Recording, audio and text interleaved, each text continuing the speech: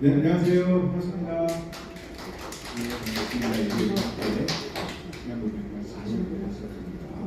함께 고백합니다. 나는 전능하신 하나님 천지의 창조주를 믿습니다. 나는 이 유일하신 아들 우리 주 예수 그리스도를 믿습니다. 그는 성령으로 교되어 동정녀 마리아에게서 가시고 본디오 빌라도에게 고난을 받아 십자가에 못 박혀 죽으시고 장사된 지 사흘 만에 죽은 자 가운데서 다시 살아나셨으며 하늘에 오르시고 전능하신 아버지 하나님 우편에 앉아 계시다가 거기로부터 살아있는 자와 죽은 자를 심판하러 오십니다.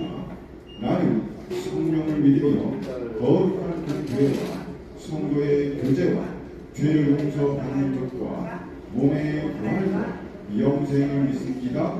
아멘. 아멘. 함께 찬양합니다.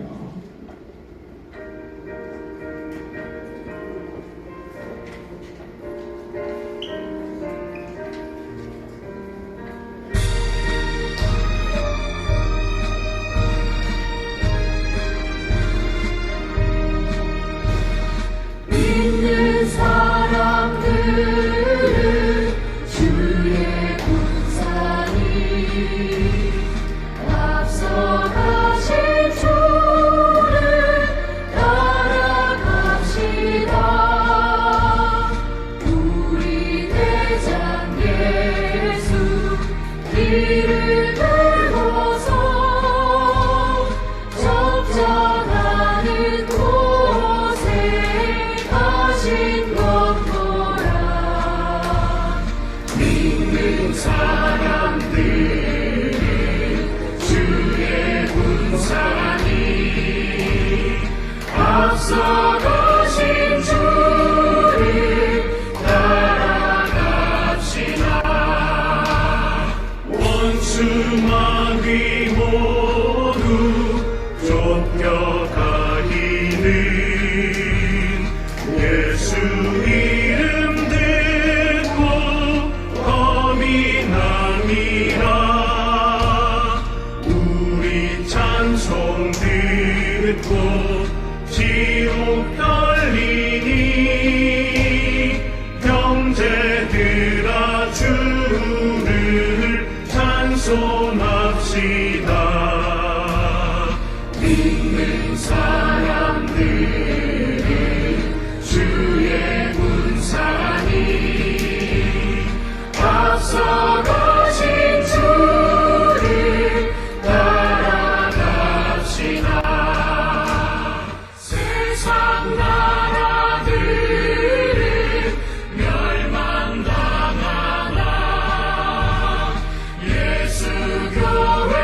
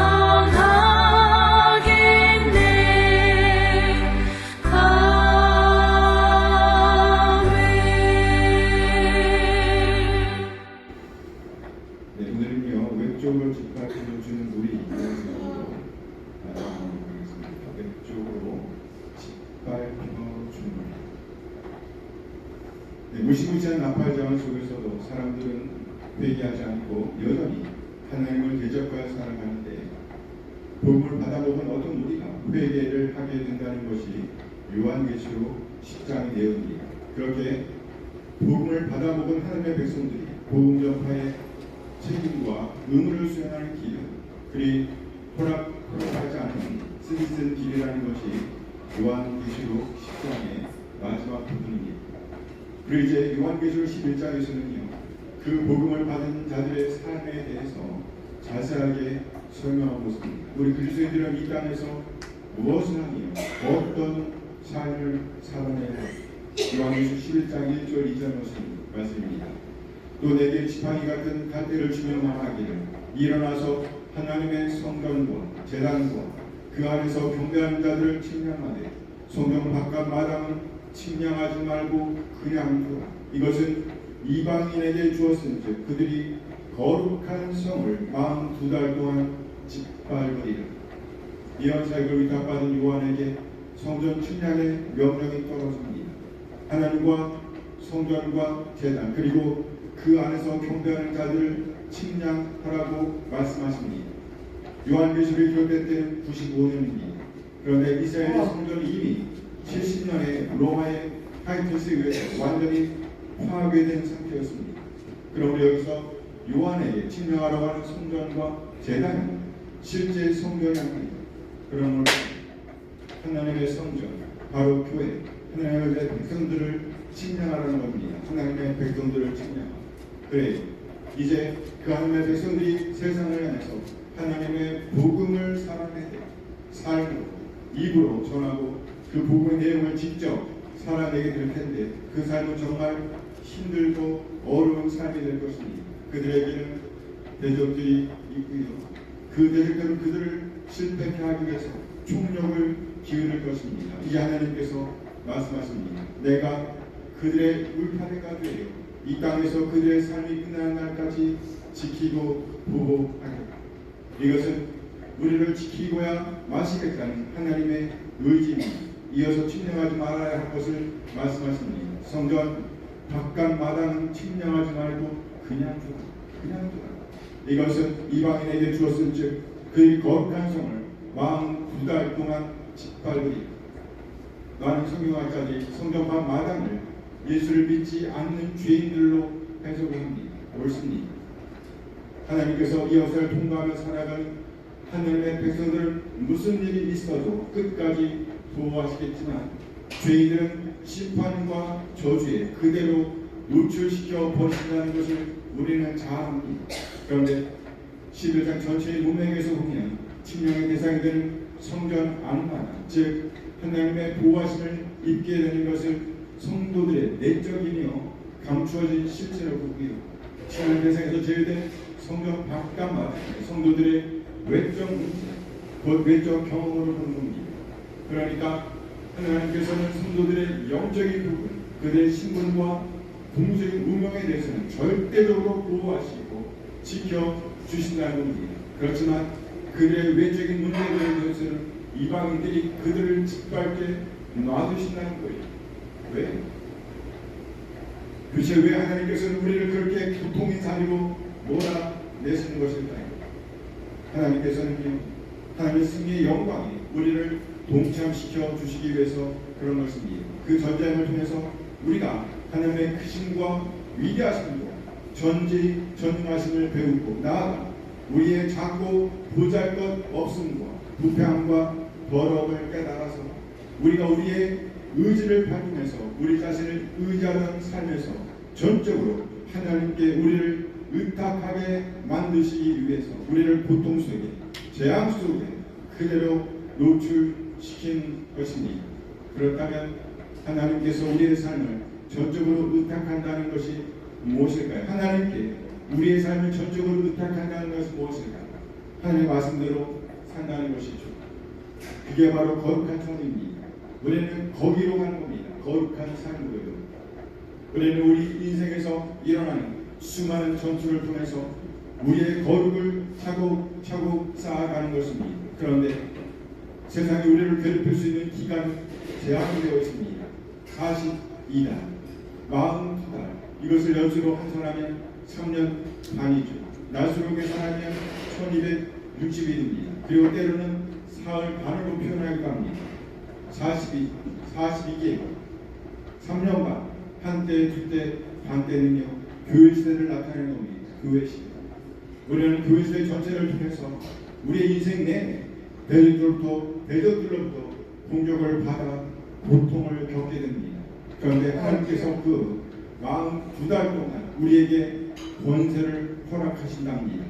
그러한 환난 속에서도 하나님의 백성들로서의 삶을 잘 살아낼 수 있도록 힘을 주신다는 거예요. 요한계시록 11장 5절 말씀입니다. 만일 누구든지 그들을 해하고자 하면, 하나님의 백성 그들을 해하고자 하면 그들의 입에서 불이 나와서 그들의 원수를 삼켜버릴 것이죠. 누구든지 그들을 해하고자 하면 반드시 그와 같이 죽임을 당합니다. 교회 입에서 불이 나와서 원수들을 소멸한다고 합니다. 그러면 우리 입에서 나오는 불, 그 불은 뭘까요? 바로 하나님의 말씀입니다. 그래요. 우리 입에서 나오는 불은 곧 하나님의 말씀이에요. 그 말씀으로 세상은 심판을 받게 될 것입니다. 그리고 교회가 하늘을 닫아서 비가 오지 못하게 하고 물을 피로 변하게 하는 권세도 갖고 있다고 말합니다. 요한계시록 11장 6절 말씀이에요. 그들이 권능을 가지고 하늘을 닫아 그 예언하는 날 동안 비가 오지 못하게 하고 또 권능을 가지고 물을 피로 변하게 하고 아무 때든지 원하는 대로 여러 가지 재앙으로 땅을 치리로다. 그래 우리는 어떻게 그들과 싸울까요? 사랑하고 용서하고 겸손하고 인내하는 모습으로 악과 싸웁니다. 하나님께서 우리를 구원하시기 전에는 전혀 가질 수 없었던 그런 하나님 나라 백성들만이 가질 수 있는, 오로지 하나님 나라 백성들만이 가질 수 있는 그 성품을 가지고 세상과 싸우는 겁니다. 그래서 그 두 증인이 붉은 베옷을 입고 있는 거예요. 요한계시록 11장 3절 말씀입니다. 내가 나의 두 증인에게 권세를 주리니 그들이 굵은 베옷을 입고 1290일을 예언하리. 그들이 굵은 베옷을 입고, 여기 굵은 베옷은 유대인들이 회개하고 참여할 때 입던 옷입니다. 우리는 이 땅에서 일생 동안 우리의 더러운 죄와 싸우는 회개의 삶을 살아내야 한다는 거예요. 회개의 결과로 우리에게 맺혀지는 열매가 바로 사랑이요, 희락이요, 화평이요, 온유요, 절제입니다. 우리 이 땅에서 그런 회개와 참회의 삶을 경주해야 하고요. 세상을 향해서도 그런 회개의 삶을 살도록 외쳐야 하는 것입니다. 세상은 절대로 신으로 정복되지 않습니다. 하나님 나라의 삶의 원리는 곧 사랑입니다. 무엇이라고요? 사랑. 그래요, 사랑이에요. 따라서 우리가 갖고 있는 권세는 사랑할 수 있는 권세입니다. 우리가 가진 권세는 높은 곳에 올라가서 세상을 짓밟고 신성화를 부르는 권세가 아닙니다. 교회는 성공을 추구하는 직장이 아니에요. 교회는 성공이 아니라 충성을 향해 달려가는 자들입니다. 외적으로 짓밟혀주는 모습이 1260일 동안 권세를 받고 세상을 이기는 모습이라는 이 역설이 우리에게 이해되어지길 간절히 소원합니다. 이 땅을 지나는 동안 굵은 베옷을 입고 외적으로 짓밟혀 주는 우리. 아멘, 아멘. 이제 나와서 주님께서 예수님 기도를 기도하시겠습니다. 함께 기도하십니다. 하늘에 계신 우리 아버지의 이름을 거룩하게 하시며 아버지의 나라를 거룩하게 하시며 아버지의 뜻이 하늘에서와 같이 땅에서도 이루어지게 하소서. 오늘 우리에게 일용할 양식을 주시고 우리가 우리에게 잘못한 사람을 용서하여 준 것 같이 우리 죄를 용서하여 주시고 우리를 시험에 빠지지 않게 하시고 악에서 구하소서. 나라와 권능과 영광이 영원히 아버지의 것입니다. 아멘. 감사합니다. 우리가 행복한 시간